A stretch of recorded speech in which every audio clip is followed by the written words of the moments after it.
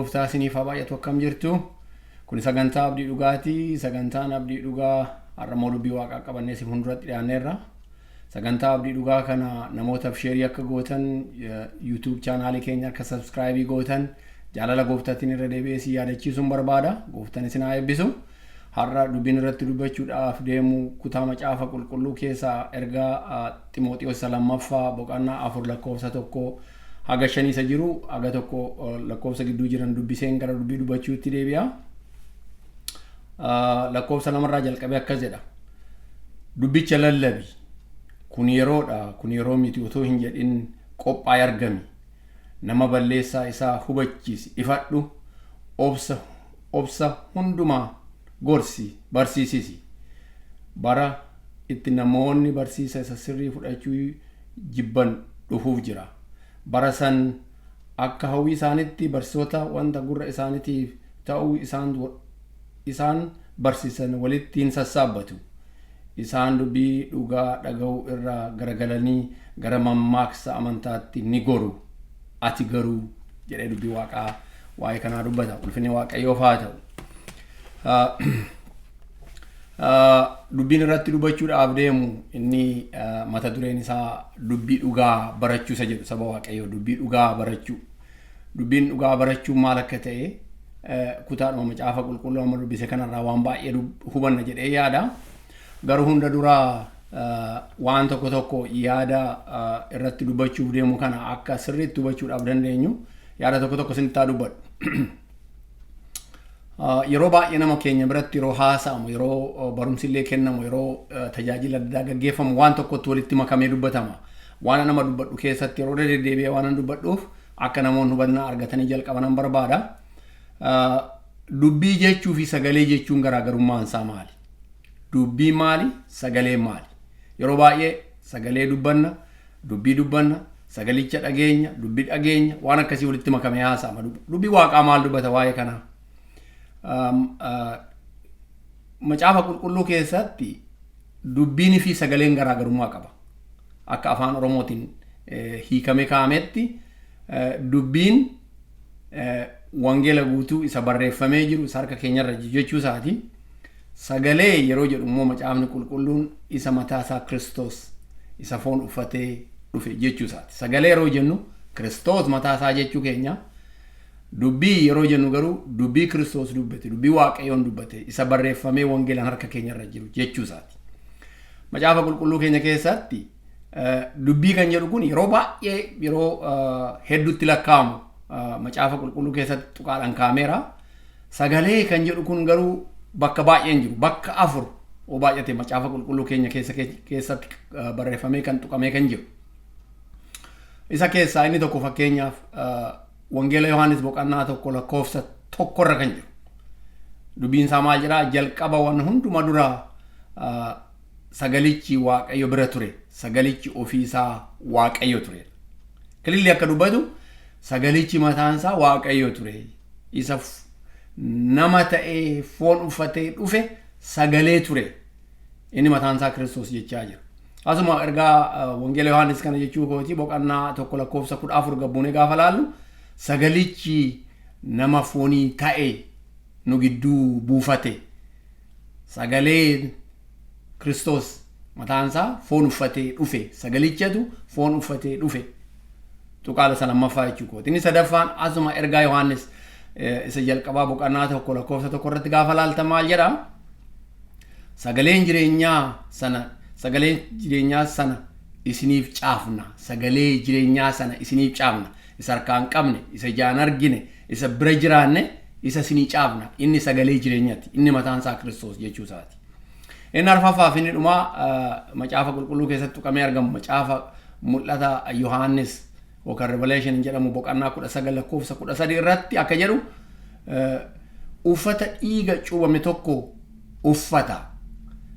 Maqaan isaa sagalee waaqayyoo jedhama yookaan jedha. Argitanii? Kanaaf macaafa qulqulluu keenya keessatti bakka kutaa amma dubbadhe kana duwwaadha sagalee kan jedhu. Kanaaf yeroo haasofnu sagalee yeroo jennu Kiristoos mataa isaa jechuu keenya, dubbii yeroo jennu immoo dubbii waaqaa jechuu keenya. Bakka hedduutti waa'een dubbii waan tuqamee jiruuf isa hunda kaasuu hin danda'u. Garaagarummaa isaa akka hubannuuf waan kana kaasaa jira. Kanaaf yeroo baay'ee interchangeably fayyadamna. Yeroo tokko sagalee jenna, yeroo tokko dubbii waaqaa jenna, yeroo tokko immoo tokkuma jenna. Garaagarummaa qaba. Afaan Oromootiin akkan isiniin jedhe sagalee inni kun immoo dubbii jedhee garagaritti kaa'eera. Afaan Faranjiitiinis gaafa laaltan afaan Ingilizinyaatiin word jedhaa. Word inni jedhu kun bakkoota arfan kana capital W fayyadama. Capital W dha. Bakki kun small W dha. Word inni jedhu kun jechuu kooti. Bakka arfan tuqaawwan Yohaannis tokko irratti, Yohaannis 1:14 irratti, ergaa Yohaannis tokko irratti, macaa mul'annaa Yohaannis 19:13 irratti word kan jedhu kun jira garuu capital W dhaan jalqaba. Bakkoota gara biraa yookaan immoo tuqaawwan macaafa qulqulluu keessa jiran hundi isaanii garuu fakkeenya macaafa birootaa boqonnaa 4:12 gaafa laaltan jechuu kooti. Fakkeenya bakka hundattuu garuu tuqaan dubbii waaqaa jedhu kuni word kan jedhu afaan Ingilizinyaatiin gaafa deemtanii ilaaltan small W dhaan jalqaba. Which means afaan garaagarummaa kan kaa'ameef namoonni Kiristoos jedhuu fi isa Kiristoos dubbate garaagarummaa akka hubataniif. Yeroo dubbannu akkaataa kanaan dubbachuun gaariidha. Yeroo hubannu akkaataa kanaan hubannuun gaariidha jedhee yaada. Egaa kutaa macaafa qulqulluu amma irratti amma dubbise kuni dubbii baay'ee of keessaa qaba. Yaada baay'ee of keessaa qaba. Ergaa baay'ee of keessaa qaba saba Waaqayyoo akkuma asirraa argitan.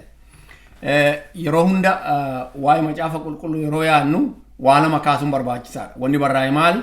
Jireenya keenya keessatti akkamitti hojiirra oola, akkamitti apply ta'a, akkamitti jireenya keenya jijjiira, akkamitti jireenya keenya karaarra buusaa kan jedhu hubachuun baay'ee barbaachisaa ta'a.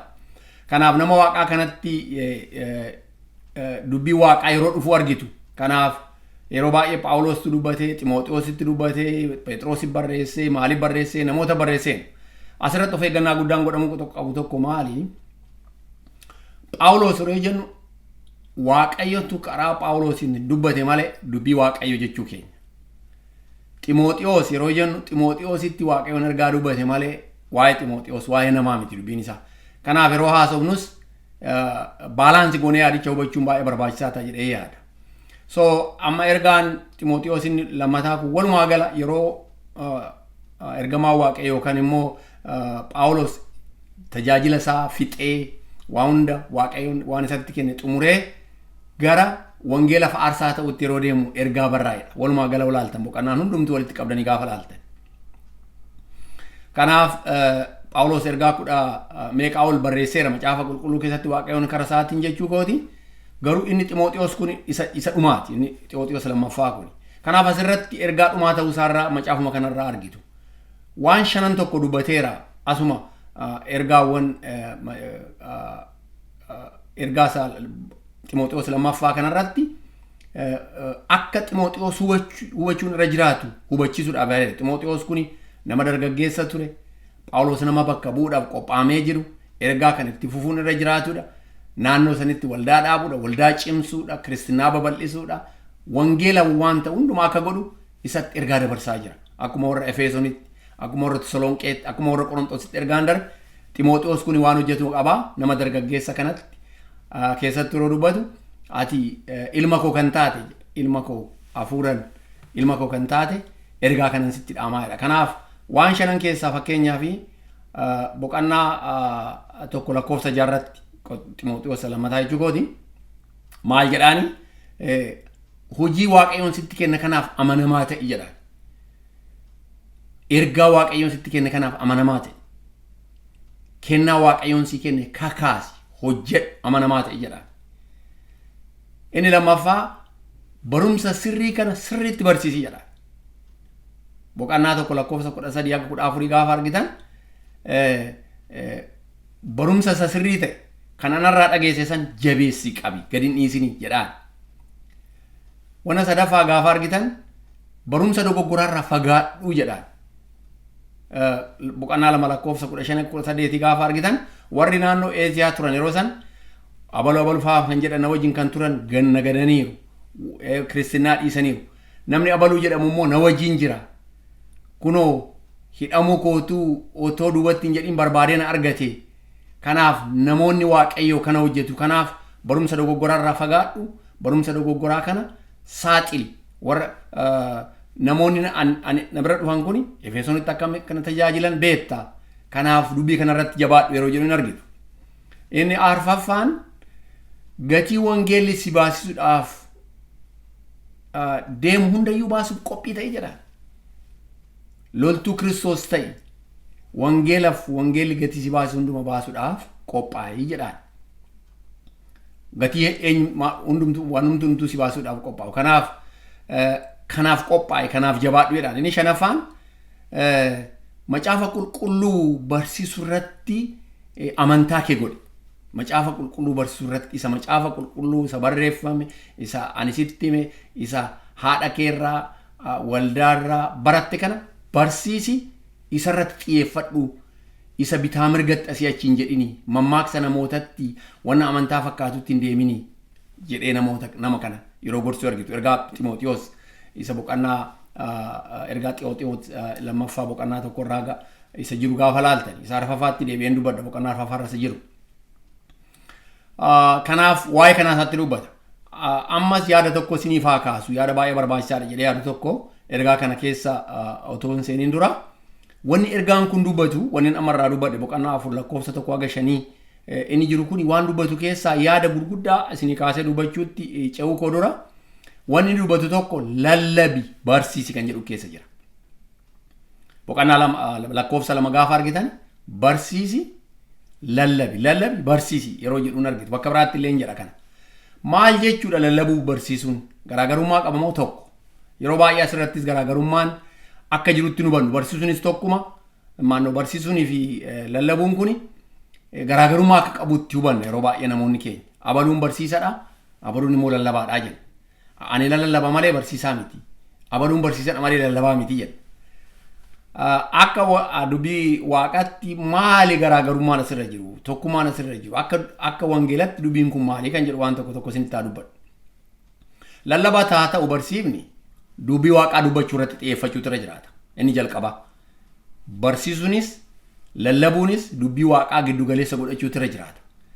Lallabuun yeroo baay'ee akka wangeela keenyarraa arginutti namoota kakaasu, namoota akka dubbii dogoggoraa kana hubatan ifachuu, karaatti deebisuu, onnee isaanii kakaasu, namoonni akka yaada waaqayyoo kan hordofan, behavioriin isaanii akka jijjiiramu, jireenya isaanii irratti waan dhagan kana akka apply godhan encourage gochuu lallabni kana irratti xiyyeeffata. Barumsi maal irratti xiyyeeffata? Barumsi immoo teekistii yookaan kutaa macaafa qulqulluu irraa dubbannu kana namoonni seeraan akka hubatan gochuu irratti xiyyeeffata. Maal jechuudha kutaa macaafa qulqulluu kuni? Maal of keessaa qaba? Jireenya keenya irratti immoo akkamitti dhufuuf deema?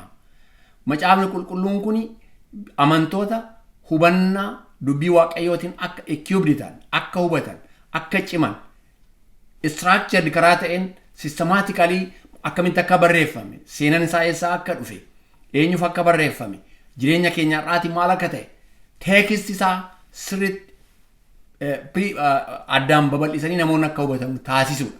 Exposed gochuudha. Barsiisuu jechuun immoo. Kanaaf wanni lamaan kunuu barumsa tokko keessatti yookaan sarmanii yookaan ergaa guyyaa tokko nama dabarsuu keessatti lachuu jiraachuutu irra jiraata. Gargar ba'uun irra hin jiraatu. Yeroo baay'ee akkuma dura dubbadhe barumsii fi lallabni gargaritti akka ilaalamu tokkotti yaadna akkasittis namoonni dubbatu. Dubbiin akkana miti. Lachuu ergaa tokko keessa qaama jiraachuun irra jiraatudha. Lachuu.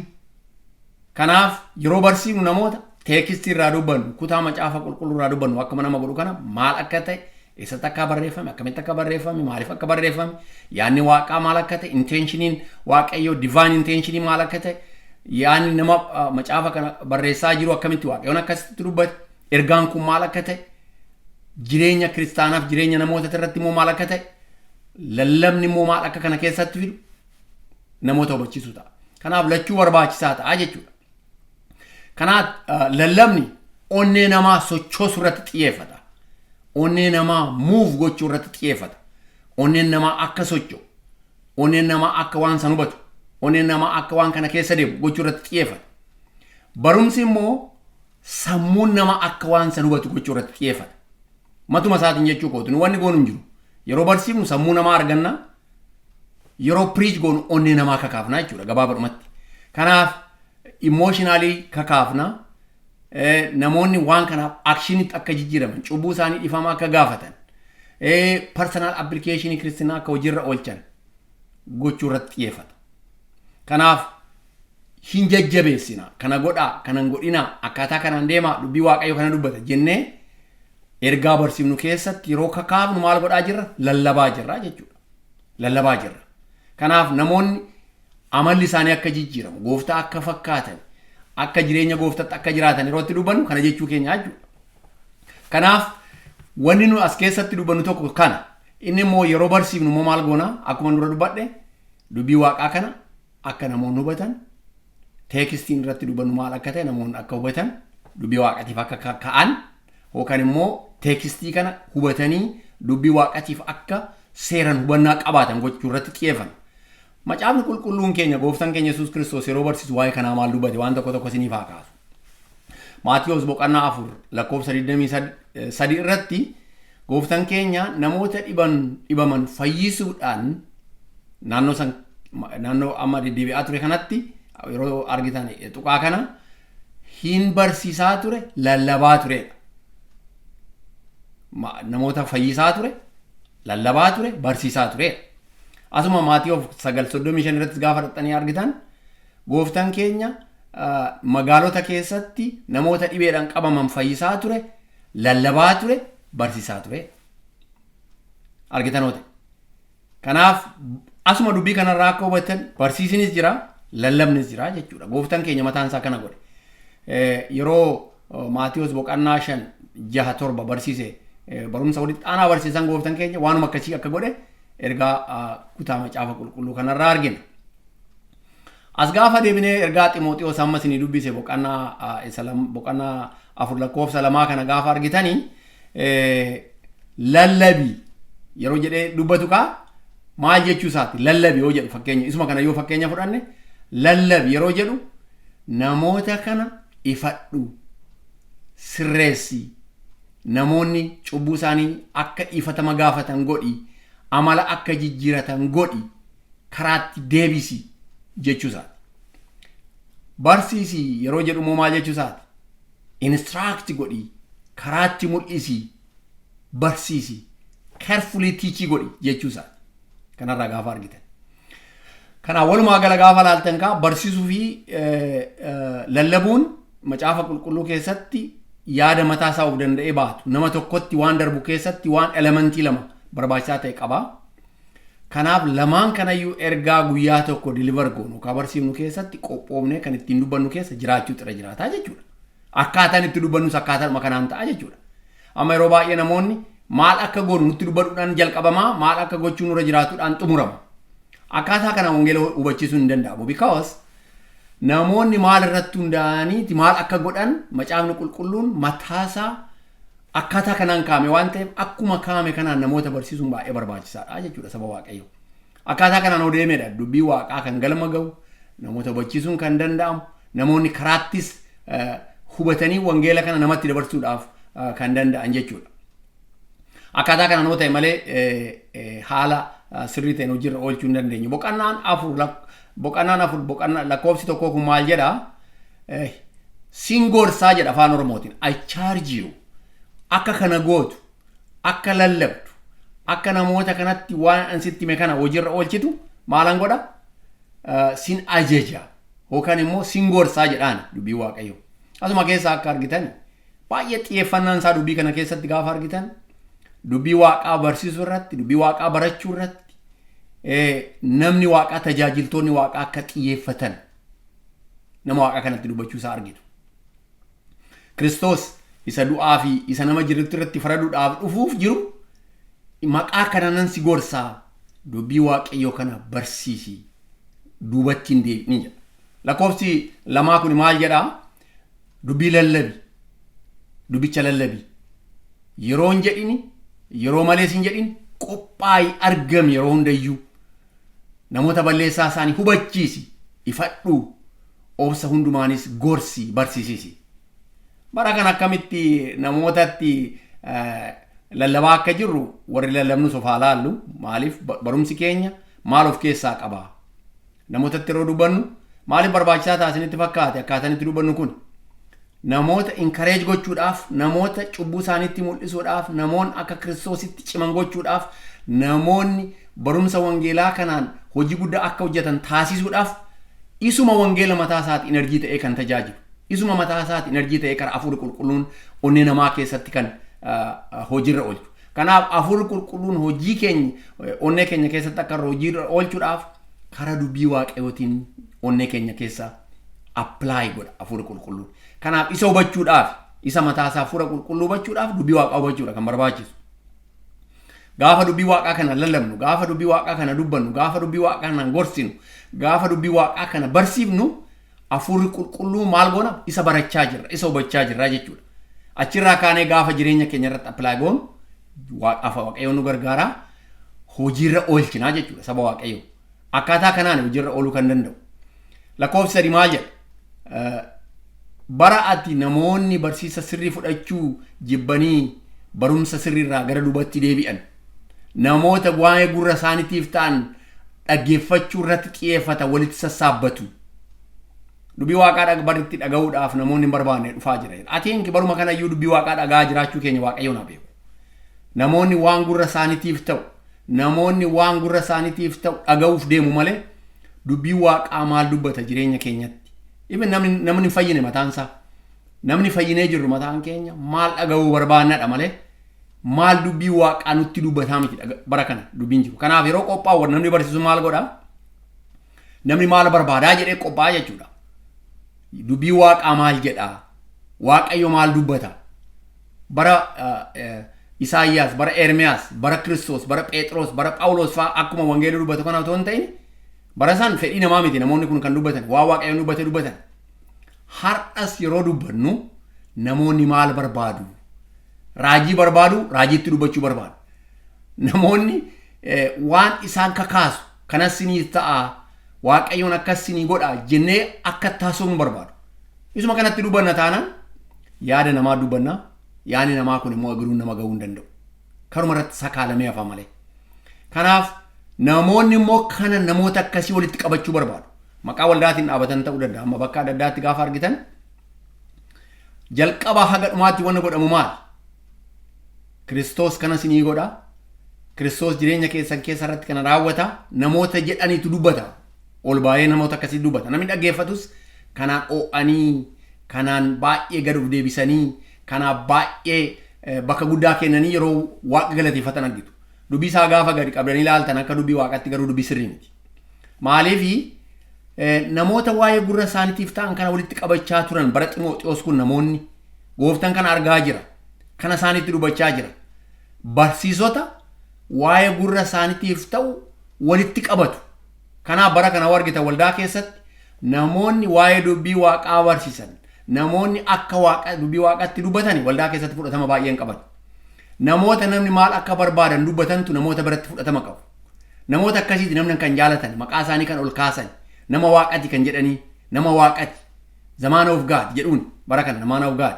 Man of God nama dubbii waaqaa dubbatu ta'uu irra jiraata. Nama dubbii waaqaa akka barraa'etti, akka Kiristoos dubbatetti, akka ergaa isaa keessatti namoota dubbatan ta'uu irra jiraata. Har'a namoonnis kana waldaa keessatti encourage godhu, namoonni dhagaan, namnis immoo namni dubbatu kanuma dubbata. Fedhii namaa laalee dubbataa jechuudha. Kuni fedhii fooniiti, yaada namaati. Kanaaf yaada akkasiitii wal geenye, yaada akkasiitii walitti dubbanna taanaan Kiristinaan keenya jijjiiraman qabu, galata waaqaa fiduu hin danda'u saba waaqayyo.